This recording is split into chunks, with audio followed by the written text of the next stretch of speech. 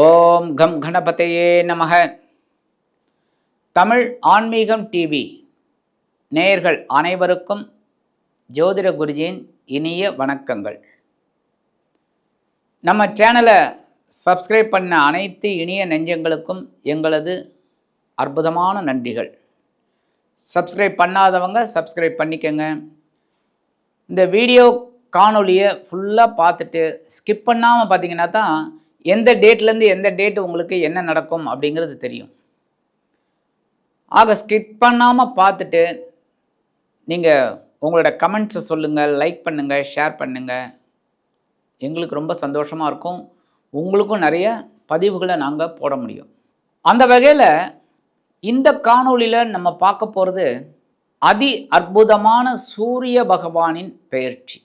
இந்த சூரிய பகவான் அப்படின்னாலே இந்த உலகத்துக்கு ஒளியை வழங்கக்கூடிய இரு கிரகங்களில் முதன்மையானது. அடுத்து சந்திர பகவான். எப்போவுமே ஒன்று சூடு, ஒன்று குளிர்ச்சி. அதாவது இதில் என்ன தாத்பரியம் அப்படின்னா, இந்த உலகத்துக்கு சூடும் வேணும், குளிர்ச்சியும் வேணுங்கிறதுக்காகத்தான் சூரியன் சந்திரன், தகப்பனார் தாயார். அந்த வகையில் இந்த சூரிய பகவான் இதுவரைக்கும் எங்கே சஞ்சாரம் பண்ணியிருந்தார் அப்படின்னு பார்த்தீங்கன்னா துலாம் ராசி நீச்சம் அவர்.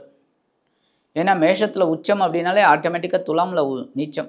ஏன் துலாமில் நீச்சம் அப்படின்னா, சாதாரண மழைக்காலம், சூரியனுக்கும் பூமிக்கும் இடைப்பட்ட தூரம் கொஞ்சம் ஜாஸ்தி ஆகிடும். ஏன்னா பூமி நீள்வட்ட பாதையில் சுற்றின்னு இருக்கணும். அப்படி இருக்கும்போது டிஸ்டன்ஸ் அதிகமாகும்போது இந்த சூரிய பகவானின் ஒளி பூமியில் விழறதுக்கு கொஞ்சம் கம்மியாக இருக்கும். அதனால தான் இந்த நீச்சம்னு சொல்கிறது. சாதாரணமாகவே மழைக்காலம் மேகமூட்டமாக இருக்கும், சூரியனை பார்க்குறதே அரிதாக இருக்கும். இந்த காலகட்டத்தில் இந்த நீச்ச ராசியை விட்டு விலகி இப்போ எங்கே வரப்போகிறார் அப்படின்னு பார்த்தீங்கன்னா விருச்சிக ராசியில் வரப்போகிறார். விருச்சிக ராசி செவ்வாயோட ஆதிக்கம் கொண்டது. செவ்வாய், குரு, சூரியன், சந்திரன் எல்லாமே ஒரே டீம்ங்கிறதுனால இந்த செவ்வாயோட வீடு சூரியனுக்கு ஓகே. அந்த வகையில் நீச்ச ராசியை விட்டு விலகி அவர் விருச்சிக ராசிக்கு வரார் அப்படின்னா அவர் பெரிய பலத்தோடு வரார். அனுகிரகம் பண்ணுறதுக்குன்னே நிறையா பேருக்கு அனுகிரகம் பண்ணுவார். அதுவும் 3, 6, 10, 11 ஆகிய இடங்களில் ரொம்ப அற்புதமான பலன்களை கண்டிப்பாக கொடுப்பார். 2ஆம் இடம் ஓகே, பணபரம் 2, 11 இதெல்லாம் ரொம்ப அற்புதம். ஆக இந்த விருச்சிக ராசியில் ஒரு பெரிய விசேஷம் என்ன அப்படின்னா, குரு பகவான் தனது 5ஆம் பார்வை அங்கே போட்டுருக்கார். ஏன்னா குருவுக்கு உங்களுக்கே தெரியும், குருவுக்கு 5, 7, 9 ஆகிய 3 பார்வைகள். இதில் ரொம்ப விசேஷம் அப்படின்னா பார்த்திங்கன்னா 5, 9 ரொம்ப விசேஷம். ஏன்னா 7ங்கிறது ஸ்ட்ரைட்டாக பார்க்குறது. இப்போ என்றைக்குமே நமக்கு நேராக பார்த்துட்டு இருக்கிறது வேறு, சைட்லேருந்து பார்க்குறது வேறு. அப்போ 5ஆம் பார்வை ரொம்ப விசேஷம். இந்த விருச்சிக ராசியை பார்த்துட்டு இருக்கார். ரொம்ப அற்புதம். 17-11-2025 முதல் 15-12-2025 வரைக்கும் இந்த சூரிய பகவான் விருச்சிக ராசியில் குரு பகவானின் பார்வையை பெற்று அதி அற்புதமாக சஞ்சாரம் பண்ணிட்டு இருக்கார். 30 நாட்கள். அதில் முதல் 15 நாட்கள் பார்த்திங்கன்னா சனீஸ்வர பகவானின் அனுஷம் நட்சத்திர காலில் சஞ்சாரம் பண்ணுறார். அடுத்து 15 நாட்கள் புத பகவானின் கேட்டை நட்சத்திர காலில் ட்ராவல் பண்ணுறார். 30 நாட்கள். அற்புதம். அந்த வகையில் இந்த சூரிய பகவான் 30 நாட்களும் விருச்சிக ராசியில் அமர்ந்து அதி அற்புதமான பலன்களை ஒவ்வொரு ராசிக்கும் கொடுக்க போகிறார். அது எந்தெந்த ராசின்னு நம்ம பார்ப்போம். ஓம் பாஸ்கராய நமக. இப்போ இந்த பதிவுக்கு போகலாமா? அன்பான மேஷ ராசி நேர்களே, இந்த அருமையான காணொளியில் நம்ம பார்க்க போகிறது சூரிய பகவானின் அற்புதமான ஒரு பெயர்ச்சி. இந்த சூரிய பகவான் உங்களுக்கு பஞ்சமாதிபதி, 5ஆம் வீட்டு அதிபதி. எப்போவுமே எல்லாருமே 5ஆம் வீட்டு அதிபதியை தொழுது அழுது இது பண்ணாலே ரொம்ப விசேஷம். ஏன்னா போன ஜென்மாவோட கர்மாவை கழிக்கிறதுக்கு தான் நம்ம இந்த ஜென்மாவுக்கு வந்திருக்கோம். ஸோ இந்த பூமியில் அவதாரம் பண்ணியிருக்கோம் அப்படின்னாலே பஞ்சமாதிபதி நமக்கு ரொம்ப சப்போர்ட்டிவாக இருக்கணும். அந்த வகையில் உங்களுக்கு பஞ்சமாதிபதி இது வரைக்கும் எங்கே இருந்தார்னு பார்த்தீங்கன்னா உங்களோட களத்திரஸ்தானம் அப்படிங்கிற 7ஆம் இடத்துல ரொம்ப வீக்காக இருந்தார். நீச்சமடைந்து ரொம்ப வீக்காக இருந்தார். ரொம்ப டென்ஷன், ஒரு குழப்பம், பரபரப்பாக இருந்தே தவிர அதுக்கு உண்டான ஒரு சிறப்பு வரல. ஒன்றும் பெரிய மாற்றங்கள் வரணும்னு எதிர்பார்த்தீங்க, ஒன்றும் வரல. ஆனால் ஏமாற்றம் இல்லை. ஏதோ சமாளின்னு அப்படியே போயிட்டு சமாளிச்சிங்க. உத்தியோகத்தில் பார்த்தீங்கன்னா ஏகப்பட்ட குழப்பங்கள், ஏகப்பட்ட டென்ஷன், அதெல்லாம் சமாளித்து நீங்கள் ஒரு முன்னேற்ற பாதையில் அடியெடுத்து வச்சுக்கிட்டு இருக்கீங்க. தொழில் வியாபாரம் அப்படி தான், ஏகப்பட்ட பிரச்சனைகள். நிறைய பேருக்கு இந்த தொழிலே வேணாண்டா போடா அப்படின்னுங்கிற மாதிரிலாம் இருக்குது. அவ்வளோ டென்ஷன். ஆமாம், வருமானம் வந்தால் தானே பண்ணணும். வருமானமே வரல, லாபமும் வரலன்னா அப்புறம் அந்த தொழிலை பண்ணுறதுல என்ன அர்த்தம் இருக்குது? அர்த்தமே இல்லை. அந்த வகையில் இந்த களத்திரஸ்தானத்தில் ஏகப்பட்ட பிரச்சனைகள், ஏகப்பட்ட டென்ஷனை கொடுத்துக்கிட்டு இருந்த சூரிய பகவான் இப்போ விலகி உங்களோட அஷ்டமராசிக்கு வரார். அஷ்டமராசிக்கு வந்தாலே கொஞ்சம் கஷ்டம் உண்டு. ஏன்னா அஷ்டமம்னாலே கஷ்டம். எந்த கிரகம் அங்கே இருந்தாலுமே கஷ்டம்தான். 8ஆம் இடத்துல எந்த கிரகம் இருந்தாலுமே, அதுவும் புதன் சுக்கிரன் இருந்தால் ரொம்ப விசேஷம். மறைந்த புதன் நிறைந்த லாபத்தை கொடுப்பார், மறைந்த சுக்கிரன் நிறைந்த சந்தோஷத்தை கொடுப்பார். ஆனால் மற்ற யார் இருந்தாலும் குழப்பத்தை தான் கொடுப்பாங்க, டென்ஷனை தான் கொடுப்பாங்க. எதில்? முக்கியமாக உடல் ஆரோக்கியத்தில் தான் கொடுப்பாங்க. உடல் ஆரோக்கியத்தில் தான் கை வைப்பாங்க. ஏன்னா அது தாங்க முக்கியமாக ஒருத்தனுக்கு வேணும். முக்கியமே அதான், யாருக்குமே முக்கியம் உடல் ஆரோக்கியம். அந்த ஆரோக்கியத்தில் கை வைக்கிறார் அப்படின்னாலே நமக்கு என்ன பண்ணணும்? அப்படியே அதை உள்டாவாக நினச்சிக்கணும். என்னென்னா உடல் ஆரோக்கியத்தில் கவனமாக இருக்கணும். உணவு கட்டுப்பாடு. இப்போ ஒன்றும் இல்லை, டயபெட்டிக் பேஷண்ட் அப்படின்னா ஆட்டோமேட்டிக்காக என்ன பண்ணணும்? சுகர் கண்ட்ரோல் பண்ணணும். ஆனால் இவங்களாம் என்ன பண்ணுவாங்கன்னா நிறைய சுகர் சாப்பிட்டுன்னு இருப்பாங்க. அப்போ எப்படி கண்ட்ரோல் ஆகும்? அப்போ உடல் ஆரோக்கியம் தானே கெட்டு போகும். அப்போ நம்ம கவனமாக இருக்கணும். எந்தெந்த விஷயத்தில்? உணவு கட்டுப்பாடு தான் மெயின். சரியா?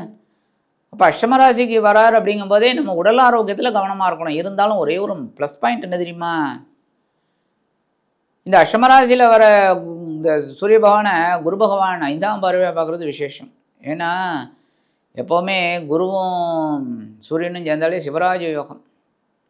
பார்த்துட்டாலும் சிவராஜ யோகம் ரொம்ப அற்புதம். ஏன்னா 2 கிரகங்களும் அப்படிப்பட்ட ஒரு இது. ஏன்னா குரு வந்து ஞானம், சூரியன் ஆத்மா, ஆத்ம ஞானம். ரொம்ப விசேஷம். எப்போவுமே எதுவுமே பாருங்கள், நமக்கு மனசு திருப்தி அடையாது.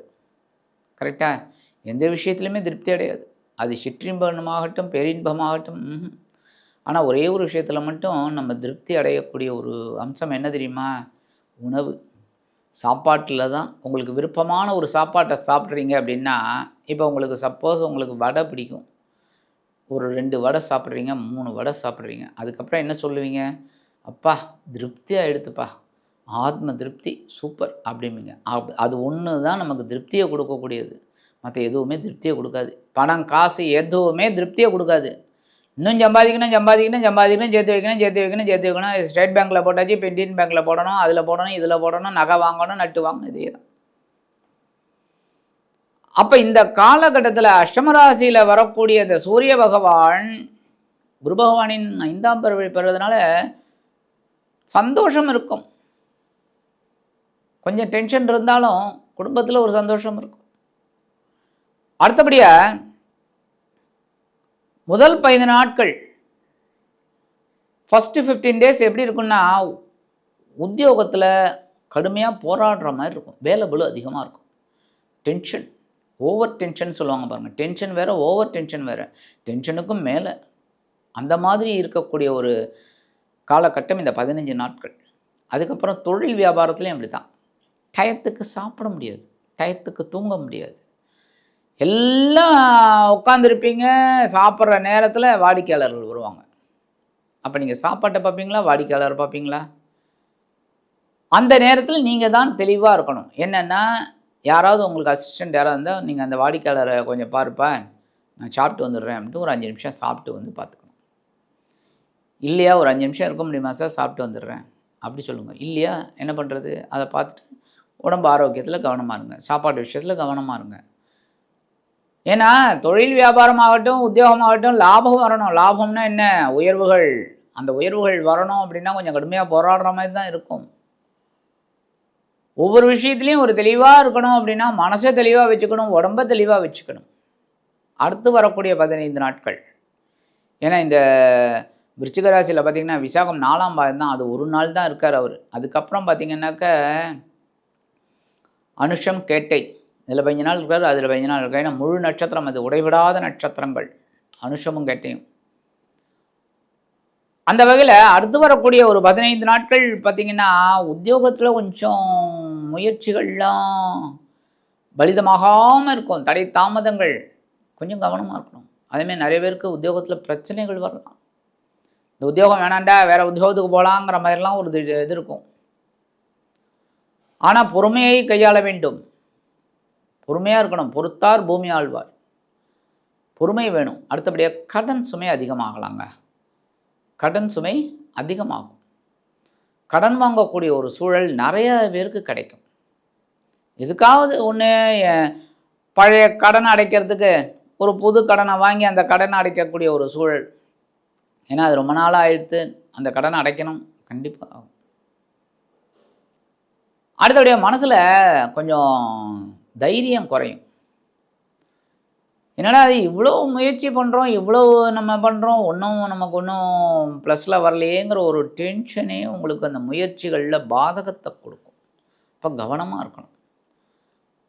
அடுத்தபடியாக உடன்பிறப்புகளின் வழியில் சில குழப்பங்கள் இருக்கலாம். அதுவும் இளைய உடன்பிறப்புனா கேட்கவே வேண்டாம். பாகப்பிரிவினை அது இது லொட்டு லொசுக்குன்னு போயிட்டே இருக்கும். கவனமாக இருக்கணும். அவங்களெல்லாம் ரொம்ப அழகாக ஹேண்டில் பண்ணணும்.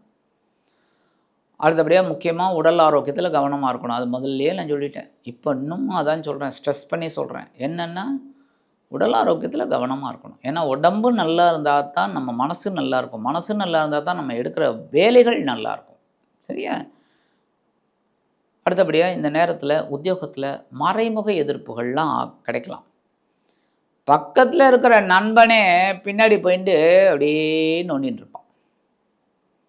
அப்போ அதெல்லாம் கொஞ்சம் நம்ம கவனமாக ஒவ்வொரு விஷயத்துலையும் தெளிவாக முடிவெடுத்து தெளிவாக போனால் தான் நமக்கு ஒரு தெளிவான பாதை கிடைக்கும். கண்டிப்பாக இந்த பஞ்சமாதிபதி ஒரு நல்லது தான் பண்ணுவார். ஆனால் இருக்கிற இடம் அஷ்டமஸ்தானம், அதுவும் குருவோட பார்வை வாங்குறாருனால சமாளிப்பீங்களே தவிர சில பிரச்சனைகளை எதிர்கொள்ள நேரிடலாம். அதனால் கவனமாக இருக்கிறது நல்லது. பரிகாரமாக என்ன பண்ணினா ரொம்ப விசேஷம் அப்படின்னு பார்த்தீங்கன்னா கண்டிப்பாக சூரிய வழிபாடு தினந்தோறும் பண்ணுங்க. அற்புதமான பலன்கள் கிடைக்கும். காலையில் எழுந்தோடனே சூரிய வழிபாடு பண்ணுங்க. அற்புதமான பலன்கள் கண்டிப்பாக உங்களுக்கு கிடைக்கும்.